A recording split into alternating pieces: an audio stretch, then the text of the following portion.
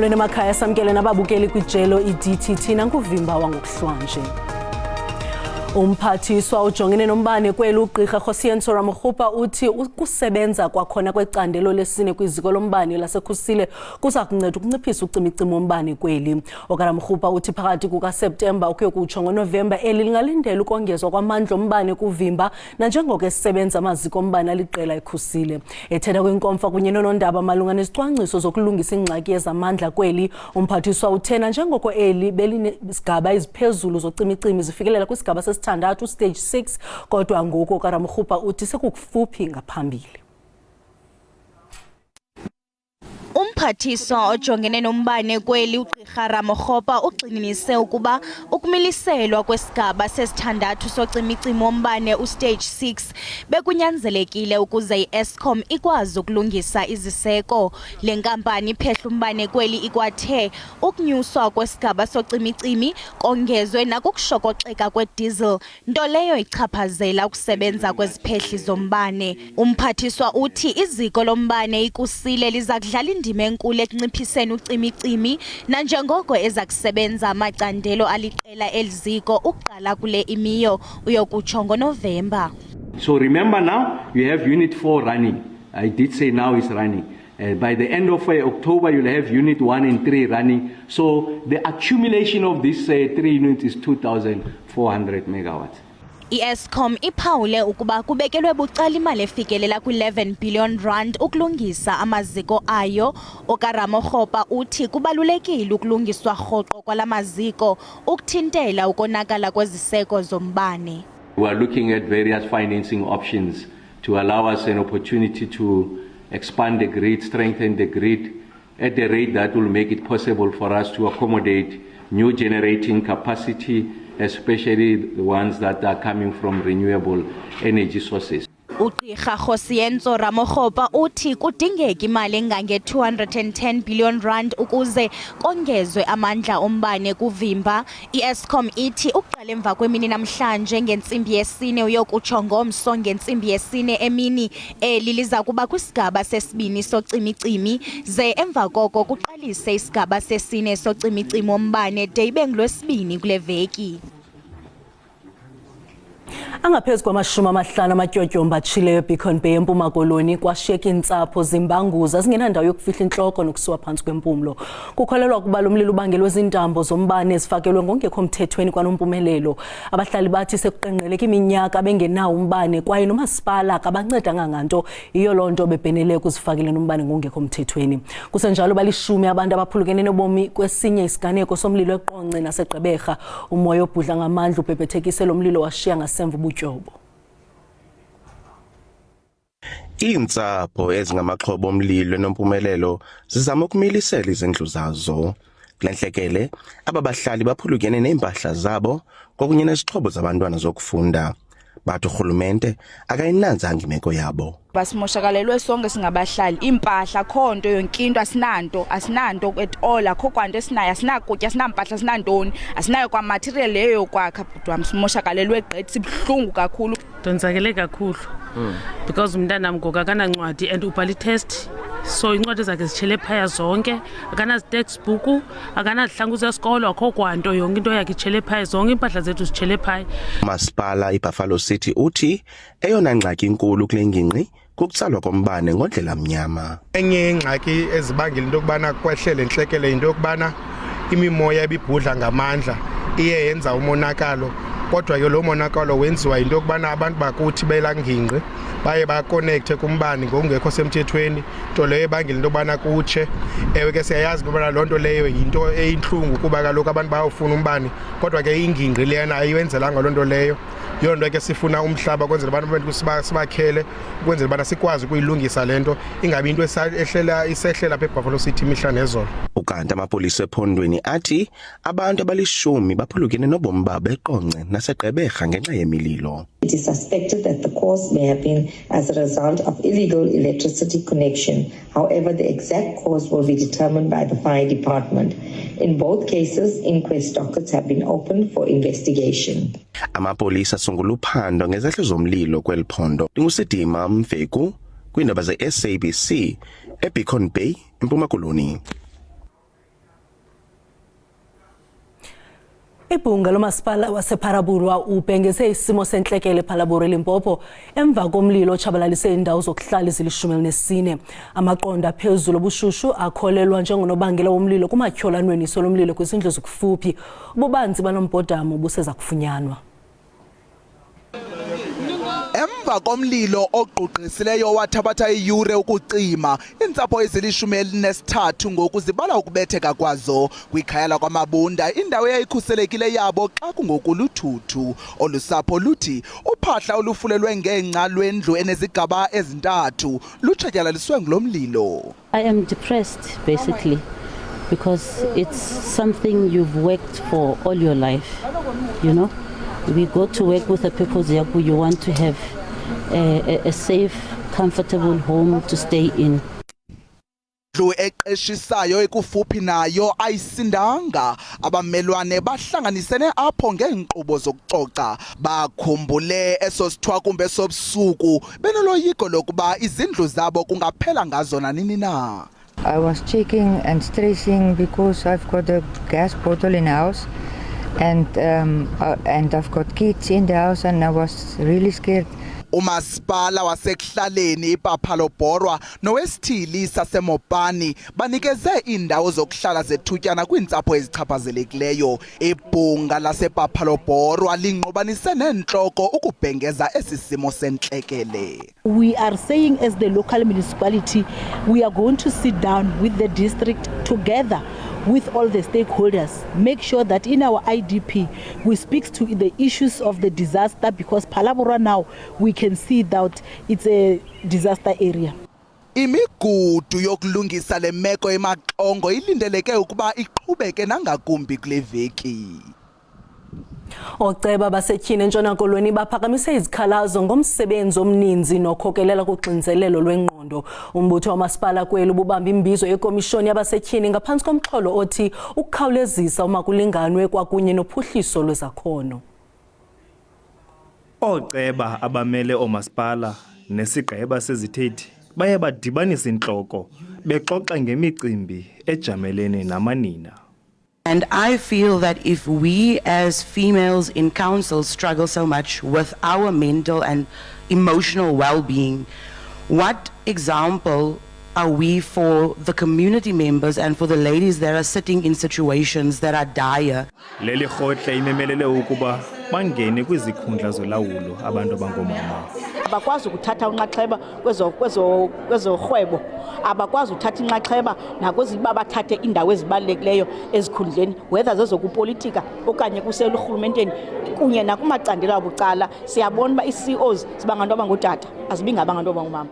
Imeko yokuhlukumezeka empilweni nasengqondweni iye yaxoxwa. Xa ungiceba ungumuntu ongumama apho ufumaniseke ba ujongwe apha yi-community into yoba uzawubanceda kwiinto zonke, not only kwiinkonzo zikamasipala kodwa nalo yena uzawube mhlawumbi engenakutya okanye lo yena mhlawumbi egulelwa, ufumaniseke ba ingumthwalo kuwe. So ibenza loo nto leyo bafumaniseke into yoba lo mthwalo unzima babe nabo befuna uncedo. Iphondo laseNtshona Koloni lithi lenza inguqu ekulweni nemiba yokuhlukunyezwa kwabantu ngokwesini emva kokumelisela icandelo elilandela izenzo zokuhlukunyezwa nokuvulwa kwezindlu zokhuselo ezintandathu ezamiliselwa ngurhulumente kazwelonke. At the moment, today we have women in the room because it is about women, but if we want to achieve gender equity, then we need to have conversations with boys and men. Leli khutla ibongoze abahlali ukuba bafune uncedo xa bebona bebethakala ngokwasempilweni nangasengqondweni. Thule Joka kwindaba ze-SABC eKapa. Abahlali baseMpuma Koloni balunyukisiwe ngokuya kwilwandle nokuba engavalwanga okukulandela umsingo omkhulu kunxweme lwephondo. Abaqhubi bemoto balunyukisiwe ukuba baqaphele nanjengoko zichaphazelekile indlela ezithile.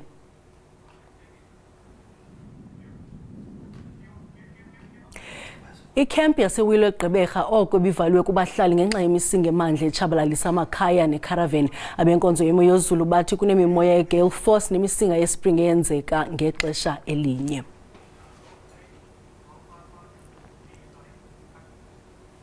Liyaqhuba iphulo lokucoca kwimimandla egudle unxweme entshona koloni apha amaza elwantyuze ngokugqithisileyo aphuphumela ngaphandle kolwandle adala umonakalo kwimpahla nezakhiwo kuchaphazeleka intlaninge yamashishini eGalk Bay eKapa ukanti kubhubhe ixhegwazana eliminyaka i-93 eWilderness Cebukuhle George. Inkonzo yemozulu kweli ikhupha isilumkiso kubahlali bakwaZulu Natal bangasondeli kwiindawo ezingaselunxwemeni. Indawo yokutya iBrasbel neGalk Bay Theatre zezinye zendawo ezintlithwele uchungechunge lwamanzi amakhulu ahamba ngezantya eshiya monakalo kwiifestile amaphahla nempahla. We experienced the first freak wave of the set and it caught everybody by surprise. It pretty much washed out all of our screens. Just grabbed everything we could, everything electrical, everything expensive, grabbed it, got it out of here as quick as possible. The majority of the damage is on the windows. Our furniture's very, very wet. Ukanti lamaza amakhulu antlithe nomkhwezo onxweme lweGarden Road iHeralds Bay yeyona ithwaxeke kanopom abahlali bashiyeke bethe xhungu ngumothuko bakhutshwa kwindawo zabo. A massive wave just came past, picked up the big container, moved it around like a dinky toy, smashed it into my car, and then we knew all hell is going to break loose here in Heralds Bay, which then it did. Abasemagunyeni basabele ngokukhawuleza. And then we start to evacuate the people. That was the cars first, to evacuate the cars and stuff. And I sent from our senior management also to Victoria Bay and the Taurus River mouth. So we had at Linkies we had a problem there. That a big wave came in and washed it. Umonakalo oshwe ngumsinga walamaza ubalelwa kwizigidi zerandi. Ziboniwe iziganeko zesisithwakumbe nasePlattenberg Bay, Mossel Bay naseStill Bay. Ilwandle zivaliwe. Usapho losana lwabiwa kwisibhedlele Robert Mangaliso Sobukhwezela afunyanwe emva kweentsuku lubiwe lusothukile. Olusana luxhilwe kwiwadi yokubelekisa yesibhedlele kule veki iphelileyo ukanti wasetyholotyholo ngokuxhilwa lusana useseluvalelweni. Usana belunentsuku nje ezinhlanu ngethuba lubiwa kwisibhedlele iRobert Mangaliso Sobukhwe. Esisehlo sishiye unina womntwana kunye nosapho luxhelekile emphefumlweni. Nangona umntwana ebuyele ezandleni zonina, usapho luthi umama walomntwana akakaxole emphefumlweni. The mother of the baby mentally wise is not really in a good state because this thing was happening just few days ago. Usapho lutyhola isebe lezempilo eMntla-Koloni ngongafuni ukuthatha uxanduva. We are not happy at all, but it's not about the hospital anymore. It's about the health administration and the MEC there. We want that MEC to be accountable. He never even bothered to give us a courtesy call when he heard this story. Ukanti isebe lezempilo kweliphondo limile kwelokuba esisehlo singaphaya kwamandla esebe. There's a persistent movement of mothers who are breastfeeding the children because these children are kept within the ICU section. When that incident happened, it is the same normal process of mother moving in and out. In this case, this baby was discharged. So the mother, after breastfeeding the child, left, which is nothing wrong what she did, left the child in the custody of the unit. Isebe lithi kuthathwe amanyathelo okuthintela izehlo ezikumila kunje.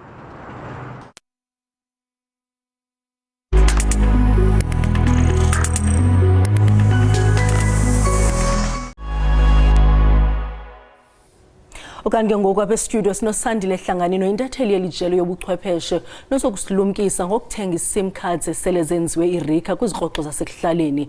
Uza kusityebisela kanjalo ukubaluleka kokurika iSIM card emva kokuba sele uyithengile. Sikwamkele Sandile. Khawutyatyadule ngalomba weSIM cards neRika. Masibulele Maqela. Sizawukhumbula okokuba phambi okanye kwalomthetho weRika ube khona apha eSouth Africa kwakukade kukho ubugebenga obungameleyo.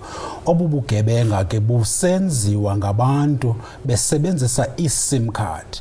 Urhulumente ke wathi ke eyona nto ibalulekileyo abanawuyenza kukuba umntu arejistarishe iSIM card yakhe esebenzisa iID yakhe kwakunye neaddress yakhe. Into ebangela uba makwenziwe le nto kwenzelwa okokubana xa kuthe kwakho ubugebenga nobukrelemnqa obenzekayo kusetyenziswa iSIM card akwazi ukufumaneka lo mntu lona. Abantu abaninzi ke babona indlela lula leyo kokubana bahambe baye kwezi ziphaza shops zisedolophini ngakumbi kwiindawo ezifana noMarhawutini. Iyenzeka nakwezinye indawo emakhaya loo nto leyo.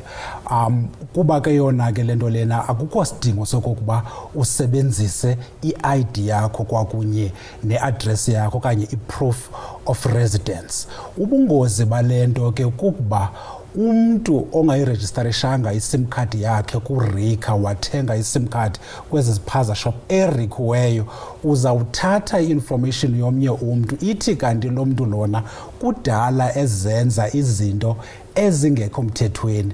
Ifana ncamashini okokuba uthenge okanye uthathe umpu ongekho mthethweni kanti lo mpu lona kudala usenza izinto ezirongo. Ifana nale nto yeSIM card. Abantu abaninzi ke uba bayayibukela icase kaSenzo Meyiwa zikhona iinkcukacha ezisetyenziswayo kulaa case kujongwa ezi SIM card uba ubani besenza phone calls iregistarishwe phantsi kweliphi igama. Obo bungqina ke buzawuthathwa icourt busetyenziswa against lo mntu lona wale SIM card. So kubalulekile ke wena mntu ubukeleyo apha ekhaya okokuba uhambe uyirejistarisha iSIM card yakho ibe kuRika. Ngaloo ndlela uyawube ukhuselekile. Ungathengi iSIM card oyithenge esiphaza esele irikhiwe ungayazi irikwe ngubani phantsi kwegama likabani ngoba loo nto leyo ayikho mthethweni. Inkosi kakhulu, sibulele ngexesha lakho Mpondomise.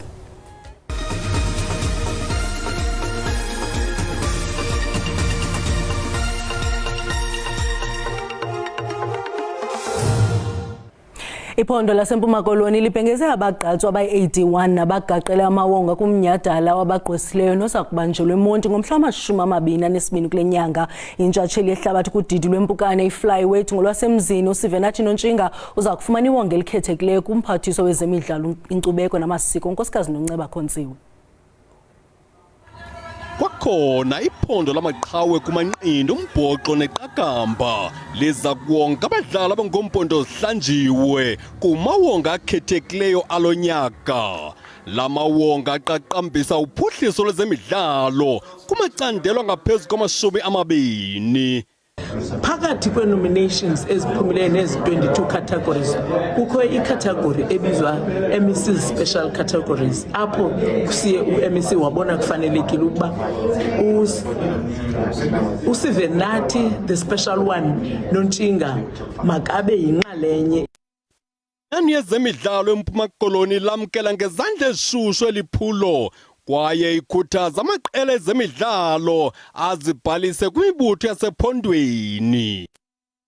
Ivuyela into yoba isebe limane libaqaphela abantu abanenxaxheba bayidlalileyo ukuphakamisa iflag yephondo lethu noMzantsi Afrika uphela kuba basiphathele udumo kwimidlalo. Weqakamba kwabasetyhini oMzantsi Afrika uMarizane Cup injuze uLuxolo Adams kunye noYako Smith baza kukhuphisana kwiwonga lonyaka. Iphondo lithi lifihle intonga emgqubeni neza kuthiwa paha ngowama-22 kweyoMsintsi uSeptemba ngolwamaRhanuka unganyebelezeli kuzodlalwa.